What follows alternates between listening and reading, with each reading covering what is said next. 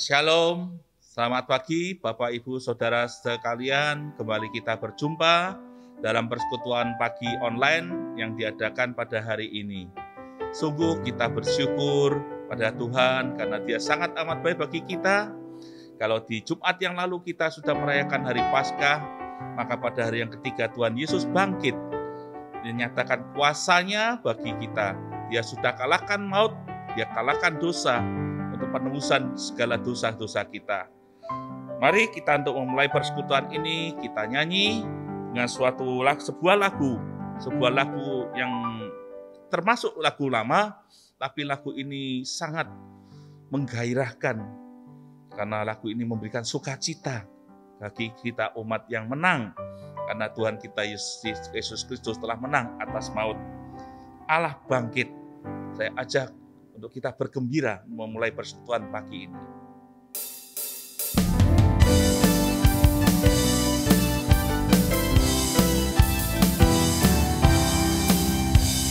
Allah bangkit, bersoraklah. Allah bangkit, bernyanyilah. Musuh dikalahkan, umatnya dibebaskan. Allah dahsyat di tempat kudusnya.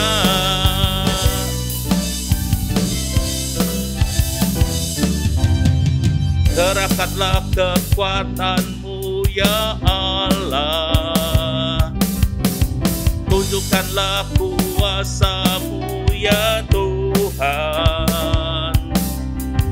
Serahkan musuhmu, selamatkanlah umatmu.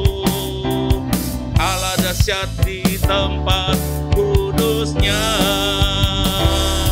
Allah bangkit, bersoraklah. Allah bangkit, bernyanyilah. Musuh dikalahkan, umatnya dibebaskan. Allah dahsyat di tempat kudusnya. Tiada Allah yang seperti Allah kita. Kerahkanlah kekuatanmu ya Allah, tunjukkanlah kuasamu ya Tuhan. Serahkanlah musuhmu, selamatkanlah umatmu. Allah dahsyat di tempat kudusnya. Allah bangkit, bersoraklah. Allah bangkit, bernyanyilah. Musuh dikalahkan, umatnya dibebaskan. Allah dahsyat di tempat kudusnya. Allah bangkit, bersoraklah. Allah bangkit, bernyanyilah. Musuh dikalahkan, umatnya dibebaskan. Allah dahsyat di tempat kudusnya. Allah dahsyat di tempat kudusnya. Allah dahsyat di tempat kudusnya.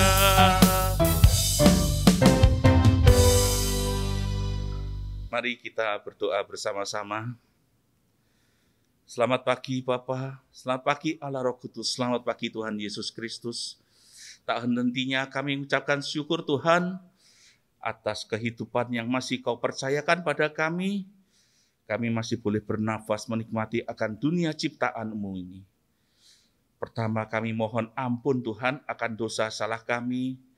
Kiranya Tuhan Kau ampuni akan segala dosa yang kami lakukan, baik itu dosa perkataan, dosa pikiran maupun dosa perbuatan.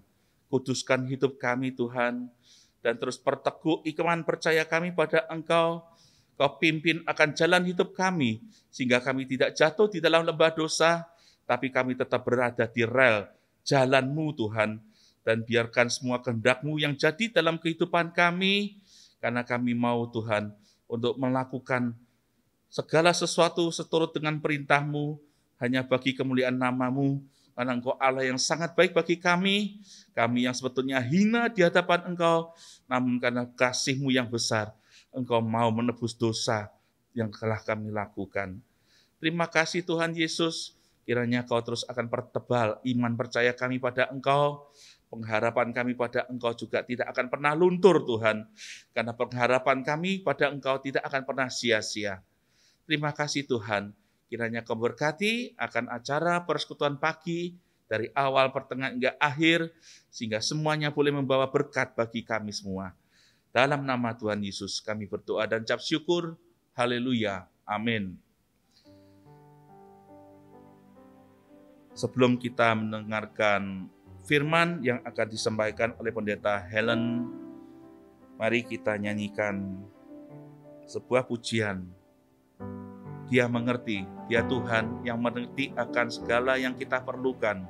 Bahkan dalam firman Dia berkata, apa yang tidak kita pikirkan sekalipun Tuhan sediakan bagi kita. Tidak ada Allah yang seperti Dia.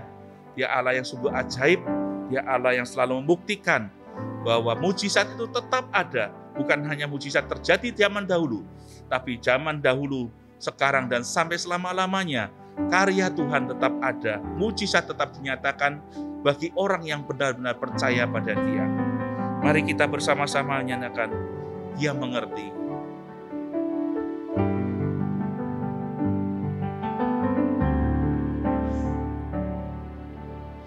Terkadang kita merasa tak ada jalan terbuka, tak ada lagi waktu, terlambat sudah.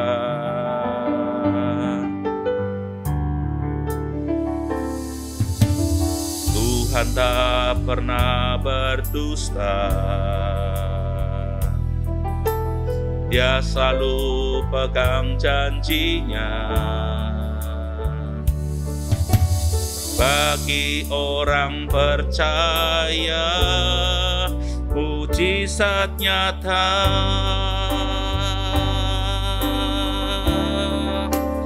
Dia mengerti, Dia peduli persoalan yang sedang terjadi. Dia mengerti, Dia peduli persoalan yang kita alami. Namun satu yang Dia minta, agar kita percaya sampai mujizat menjadi nyata.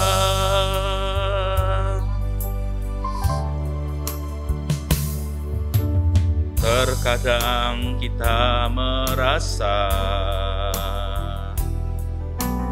tak ada jalan terbuka, tak ada lagi waktu, terlambat sudah.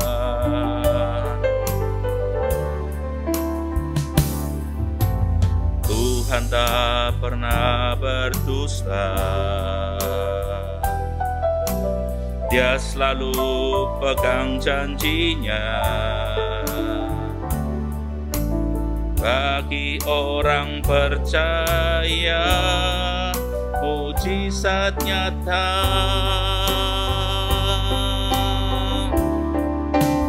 Dia mengerti, Dia peduli persoalan yang sedang terjadi.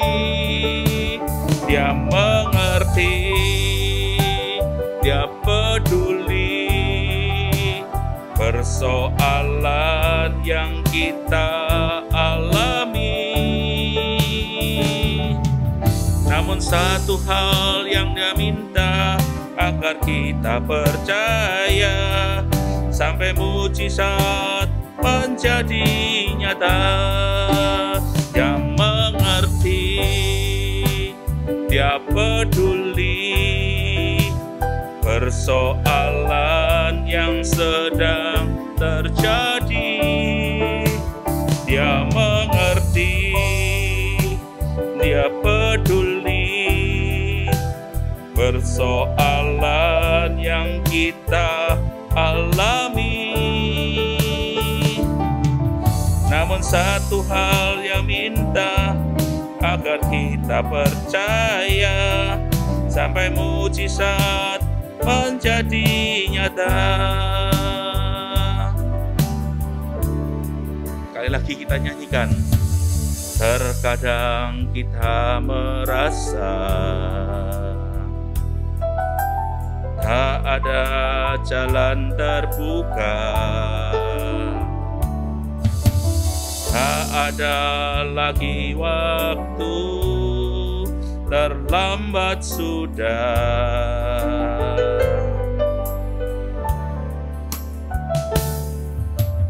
Tuhan tak pernah berdusta, Dia selalu pegang janjinya. Bagi orang percaya, mujizat nyata.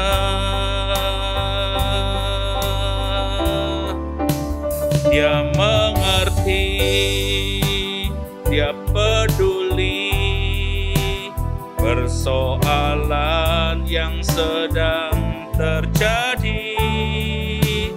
Dia mengerti, Dia peduli persoalan yang kita alami.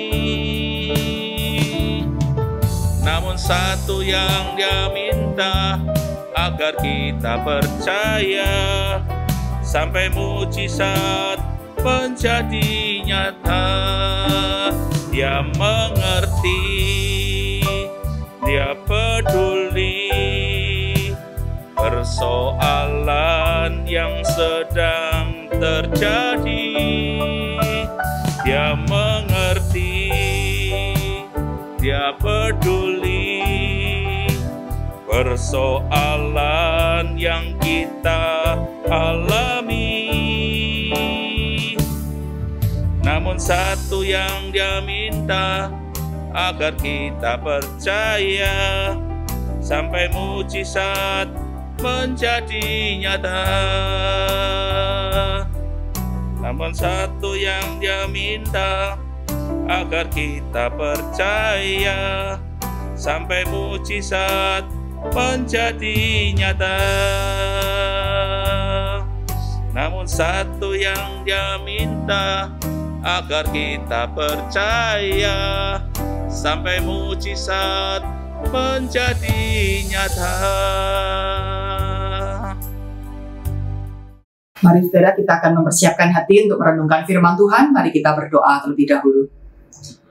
Bapa Surgawi, kembali hari ini kami bersekutu melalui siaran online ini.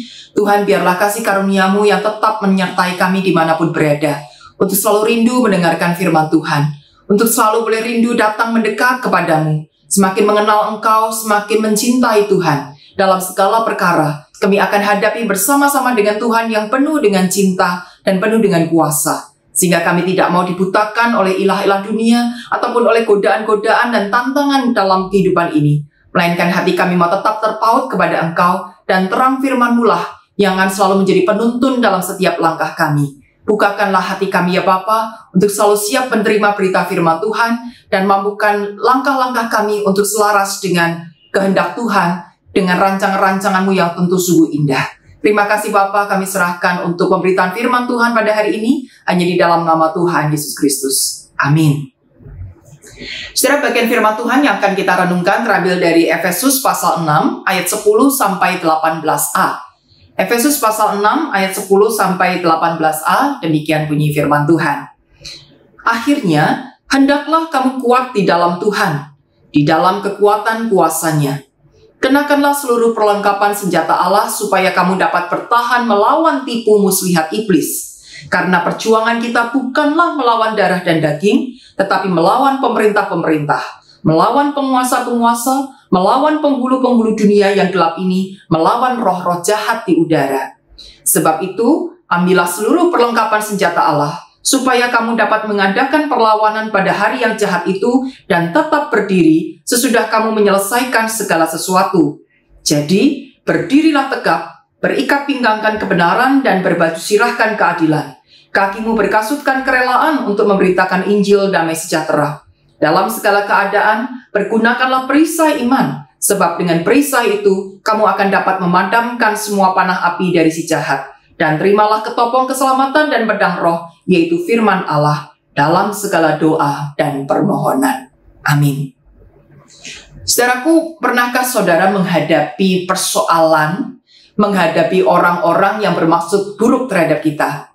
Wah, pasti kita serentak menjawab, ya pasti pernah lah, ya.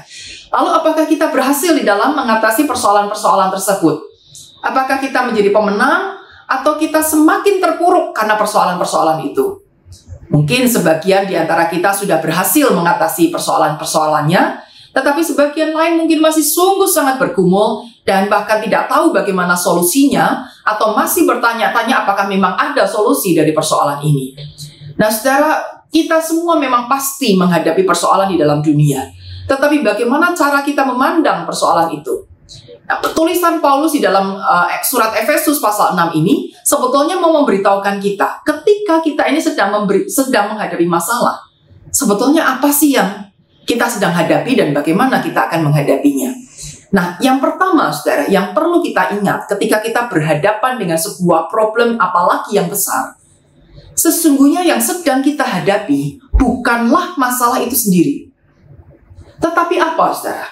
Perhatikan bahwa kita ini akan berjuang melawan, bukan melawan darah dan daging, tetapi melawan pemerintah-pemerintah, penguasa-penguasa, penghulu-penghulu dunia yang gelap ini, yaitu melawan roh-roh jahat di udara. Jadi, kalau misalnya di rumah kita ini ada seorang suami yang omongannya kotor, kasar, yang suka melakukan KDRT, yang tidak peduli dengan istri dan anaknya, yang sedang kita hadapi bukanlah suami ini, tetapi roh apa yang ada di dalam suami ini, yang memengaruhi pemikiran-pemikirannya, yang memengaruhi tingkah polanya, sehingga akhirnya ia berbuat seperti itu. Oleh karena itu, saudara, kita tidak diajak untuk membenci sang suami yang berbuat demikian. Karena kita tidak sedang berperang melawan darah dan daging yang notabene ada di dalam si suami ini. Tetapi kita sedang berperang melawan penguasa-penguasa yang sudah menguasai kehidupan sang suami ini, sehingga akhirnya tidak tanduknya begitu jahat dan buruknya. Kalau kita sedang berelasi dengan seorang rekan bisnis yang licik, yang curang, yang sukanya mengambil keuntungan besar dan dengan tidak segan menjatuhkan rekan bisnisnya sendiri, itu kita tidak sedang berperang melawan si rekan ini. Bukan melawan darah dan dagingnya. Kita tidak boleh membenci si rekan bisnis ini. Tetapi kita harus berjuang melawan kuasa yang ada di dalam si rekan bisnis ini, yang membuat dia berani tega berbuat selicik itu, seculas itu. Jadi Bapak Ibu Saudara yang terkasih, ketika kita berperang ini bukan lantas kemudian dengan ritual-ritual tertentu, seolah-olah di hadapan kita sedang ada roh-roh yang menari-nari, begitu ya, sedang menampakkan diri kepada kita. Bukan, tetapi ide, gagasan, pengaruh tingkah pola, masa lalu, pengalaman-pengalaman hidup yang memengaruhinya, dan ia tidak bisa mengolah itu dengan baik. Itulah kuasa-kuasa yang bekerja di dalam diri orang lain tersebut. Maka, ketika kita diperhadapkan pada figur-figur yang kita anggap meresahkan, yang kita anggap menjengkelkan, yang perbuatannya begitu sangat buruk, yang kita lakukan, saudara, bukan bagaimana caranya mengubah orang itu untuk menjadi seperti yang kita mau, melainkan bagaimana kita bisa memenangkan orang ini di dalam menghadapi kuasa yang ada di dalam dirinya. Nah, bagaimana caranya? Maka hal kedua yang diingatkan oleh Rasul Paulus adalah kenakanlah perlengkapan senjata Allah. Karena kita menghadapi roh-roh jahat yang sebetulnya sudah dimenangkan oleh kuasa Allah, maka ketika roh itu masih berusaha menggoda kita, masih berusaha merasuk dalam pikiran-pikiran kita, mari kita tolak dengan perlengkapan senjata Allah. Ya. Roh-roh jahat itu pun, saudara, sebetulnya tidak hanya sedang bekerja dalam diri orang-orang lain di sekitar kita, tapi barangkali juga sedang bekerja dalam diri kita, mempengaruhi supaya apa? Kita membenci si suami ini, supaya kita benci istri dan anak kita, supaya kita membenci rekan-rekan bisnis kita, supaya hidup kita dipenuhi dengan kemarahan, sampai akhirnya tingkah pola kita pun tak ubahnya seperti orang yang kita benci. Jadi ketika kita bicara soal pengaruh-pengaruh kuasa gelap di sekitar kita, hati-hati bahwa kuasa itu barangkali sekarang juga bekerja dalam diri kita. Maka kita perlu mengenakan senjata yang tepat untuk melawan roh-roh ini. Kalau kita nggak perang, saudara, kalau kita nggak angkat senjata, roh-roh ini akan dengan senang, semakin senang bekerja dalam diri manusia-manusia ini. Mereka akan merasa menang, padahal mereka sebetulnya sudah tidak punya sengat, saudara. Maka hati-hatilah, jangan mau kita ditawan, dibelenggu dengan pola pikir yang keliru ini. Mari kita bersama-sama angkat senjata dan melawannya. Nah, apa saja senjatanya, saudara? Ini Paulus sudah menuliskan dengan lengkap sekali ya, ayat 13. Kenakanlah seluruh perlengkapan senjata Allah, ayat 14. Jadi berdirilah tegap, berikat pinggangkan kebenaran dan berbaju sirahkan keadilan. Ikat pinggang kita tahu ya, baju sirah itu adalah baju besi yang ada di tubuh kita. Kebenaran dan keadilan itu mesti kita pakai, supaya ketika kita berhadapan dengan orang yang bengis, orang yang licik, orang yang tidak baik, orang yang kasar, yang tidak bisa lembut, saudara, yang kita pakai bukan caci maki, yang kita keluarkan bukan kemarahan-kemarahan kita, tetapi bagaimana upaya kita untuk menegakkan kebenaran dan keadilan, supaya kita tidak hanya membabi buta, membela orang-orang yang dekat dengan kita, dan kemudian menyalah-nyalahkan orang yang tidak kita sukai. Berpikir secara objektif, bagaimana di tengah situasi yang pelik ini kita tetap bisa memunculkan kebenaran dan keadilan. Jangan sampai malah kita terpengaruh dengan sikap-sikap orang lain, tetapi bagaimana kita mempengaruhi orang lain itu dengan menghadirkan kebenaran dan keadilan sejati. Lalu berikutnya, kakimu berkasutkan kerelaan untuk memberitakan Injil damai sejahtera. Di tengah situasi yang pelik, di tengah pikiran kita sendiri mungkin sedang buntu, hati kita kacau karena pengaruh perilaku-perilaku orang di sekitar kita, mari kita tetap menyampaikan Injil damai sejahtera. Jangan sampai kita ikut berperilaku yang tidak baik, saudara, sehingga akhirnya keadaan malah makin rusuh, makin kacau. Apa yang kita sampaikan, jawaban-jawaban yang kita berikan, respon-respon yang kita berikan, harus menunjukkan Injil yang dipenuhi dengan damai sejahtera. Kalau dia marah, saya ikut balas marah. Damai atau rusuh, saudara? Pasti rusuh. Kalau ada orang kesetanan gitu ya, dia marah-marah, maki-maki tidak karuan, lalu kita juga ikut nih kesetanan, saudara, juga. Lalu kita balas makian itu, kita balas kemarahan itu dengan kemarahan yang lebih brutal lagi. Rusuh pasti, saudara. Yang bela dia nggak terima dengan kita, yang bela kita juga nggak terima dengan dia. Akhirnya jadi dua kubu, kontok-kontokan, rusak persaudaraan di situ. Tapi kalau ada orang yang begitu luar biasa kemarahannya, lalu kita bisa memberikan jawab atau memberi respon sikap-sikap kita yang meneduhkan, yang menenangkan. Mungkin hanya dia yang tetap kebakaran jenggot, mungkin hanya dia yang tetap panik dan marah. Tapi kita tenang, orang-orang sekitar kita pun yang lain juga merasakan ketenangan itu, tidak bakal rusuh. Setidaknya tidak terjadi pertengkaran. Mau tengkar sama siapa? Kita aja diam kok. Dan berlanjut, kasih karunia Tuhan akan mendamaikan suasana itu, sehingga yang tadinya marah malah jadi malu dan akhirnya tidak jadi marah. Membawakan Injil damai sejahtera di tengah kondisi yang pelik, yang tidak baik. Lalu dalam segala keadaan pergunakanlah perisai iman, sebab dengan perisai itu kamu akan dapat memadamkan semua panah api dari si jahat. Perisai iman, tameng. Kita harus percaya bahwa Tuhan pasti memberkati kita, Tuhan pasti buka jalan. Tapi ketika kita berhadapan dengan orang yang buruk atau dengan masalah-masalah yang pelik, lantas kita gelisah, kemudian kita kecewa, kemudian kita ikut marah, kemudian kita membenci sana dan sini, disitulah iman kita sudah mulai luntur. Disitulah kita tidak sedang mempersiapkan hidup pada Tuhan, tetapi kita sedang sibuk mencari jalan kita sendiri, sibuk mengatasi persoalan itu dengan kemarahan-kemarahan dan ego kita sendiri. Disitulah kuasa jahat akan merasa kegirangan dan mendapatkan kemenangan. Sekali lagi, padahal dia sudah tidak punya sengat. Dalam situasi seberat apapun itu, saudara, mari kita tetap percaya Tuhanku baik. Tuhanku sudah memberikan jalan keluar dalam semuanya ini. Tuhanku boleh memberikan aku kemenangan. Tuhan boleh memberi aku hikmat.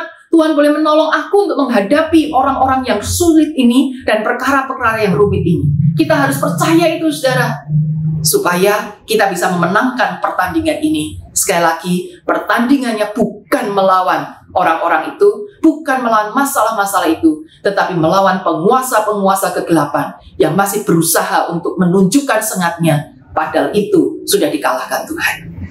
Dan yang terakhir, saudara, jangan lupa, terimalah ketopong keselamatan dan pedang roh, yaitu firman Allah dalam segala doa dan permohonan.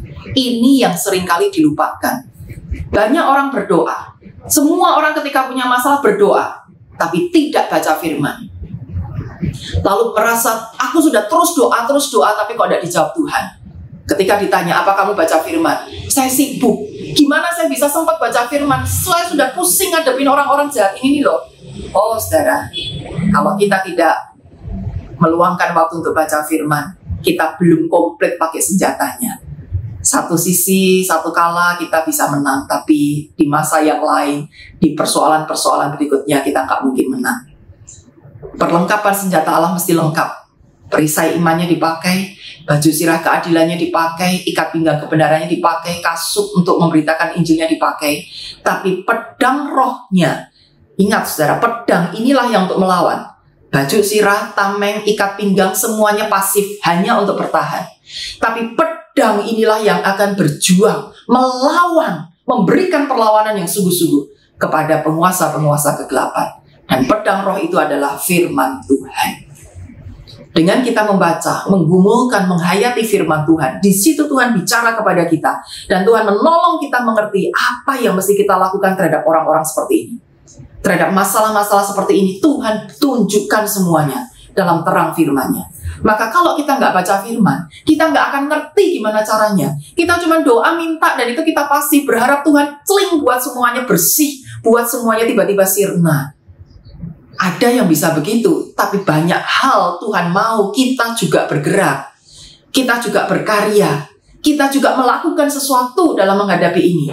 Pada banyak kalau Tuhan sendiri juga ingin memproses kita untuk menjadi pribadi yang penuh dengan cinta kasih, untuk menjadi pribadi yang pengampun, untuk menjadi pribadi yang hangat, untuk menjadi pribadi yang penuh dengan hikmat. Tuhan mau bentuk kita, saudara. Nah, kalau kita cuma diam saja, bagaimana proses pembentukan itu terjadi? Maka baca firman, saudara, dan Tuhan akan berproses membentuk kita menjadi pribadi yang dikehendakinya, sehingga kita bisa menang melawan kuasa-kuasa jahat itu dengan pedang roh. Jadi pedang roh beserta dengan doa, firman Tuhan beserta dengan doa. Tidak ada yang lebih penting, tidak ada yang kurang penting. Dua-duanya penting, kombinasi yang lengkap kalau kita mau berperang dan menang. Oleh karena itu, saudara, jangan pernah gentar di dalam perjuangan kita. Dan jangan mau dikalahkan dengan pikiran-pemikiran yang salah, pemikiran yang buruk, yang keliru, yang sebetulnya sedang ingin menjatuhkan kita. Ketika kita diperhadapkan pada orang-orang sulit, pada masalah-masalah yang berat, ingat, baca firman, berdoa, tegakkan kebenaran keadilan, sampaikan Injil damai sejahtera.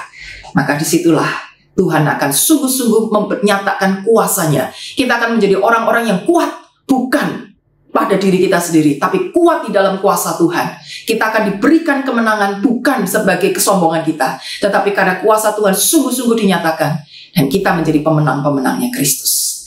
Bersediakah, saudara, kita menjadi pahlawan-pahlawan di tangan Tuhan yang kuat dalam kuasanya dan memenangkan setiap pertandingan iman kita. Maka hidup kita pun akan menjadi saksi bagi orang-orang yang juga sedang berjuang di dalam pertandingan imannya.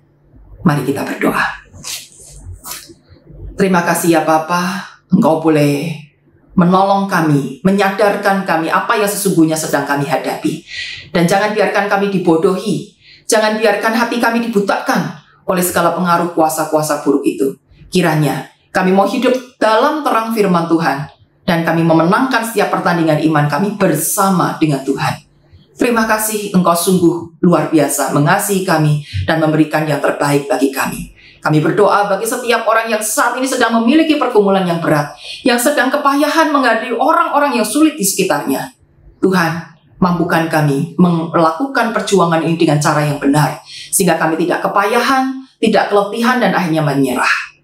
Ubah hati kami ya Bapa, untuk menjadi pribadi yang tulus, yang murni, yang berkenan di hadapan Tuhan, sehingga kami pun mengerjakan pertandingan ini dengan cara Tuhan.